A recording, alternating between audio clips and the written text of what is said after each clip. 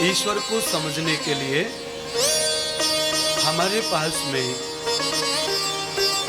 चित्त है। चित्त से हम परमात्मा को धारण कर सकते हैं। जैसे आंखों से रूप देख सकते हैं, कांटा, पत्थर, कांच सब दिख जाता है। भोजन में बाल, मक्खी, तिनका सब दिखता है। ऐसे ही हमारे पास में गुप्त नेत्र है, चित्त। परमात्मा की वास्तविकता को हम चित्त से निहार सकते हैं, पर उसके लिए चित्त निर्मल चाहिए।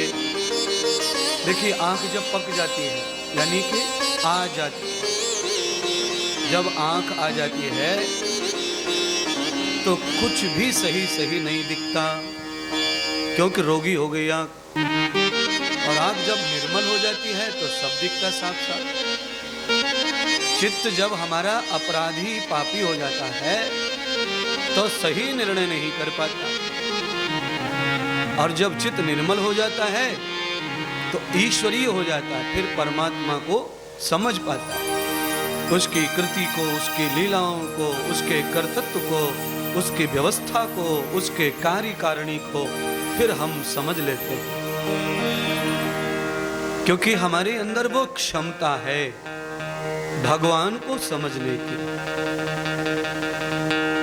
भले ही हम मन की अशुद्धि के कारण, बुद्धि की अशुद्धि के कारण, चित्त की अशुद्धि के कारण अपने घर वालों को भी पूरी तरह नहीं समझ पाते, ऐसे भगवान को कैसे समझ पाएंगे।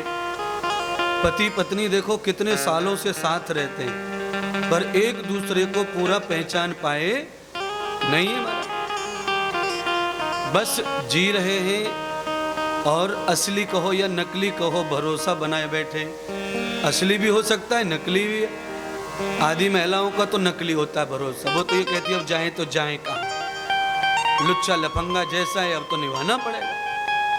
आदि महिलाएं तो ऐसा मानती हैं, मायके में ज्यादा दिन रह नहीं सकती, और दूसरे जाएंगे कहाँ दुनिया में, दुनिया थू थू करती है।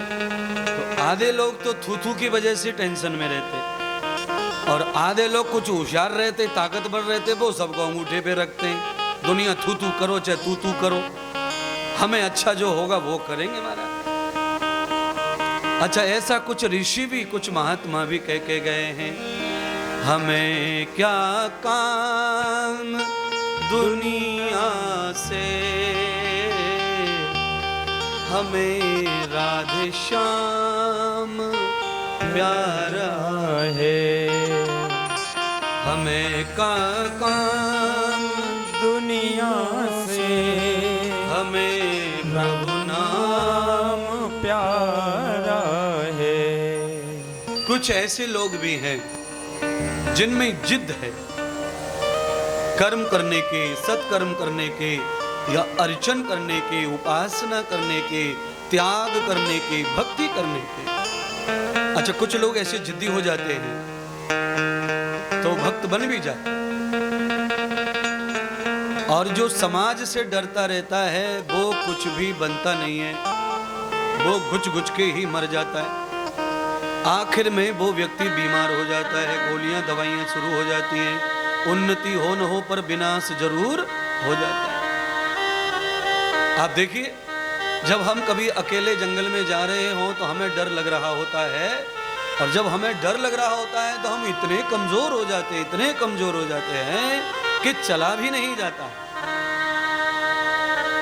और जब हम निर्भीक हो जाते हैं तो बड़ी शरीर में ताकत आ जाती है, दौड़ने लगते हैं, ऊर्जा करने लगते हैं।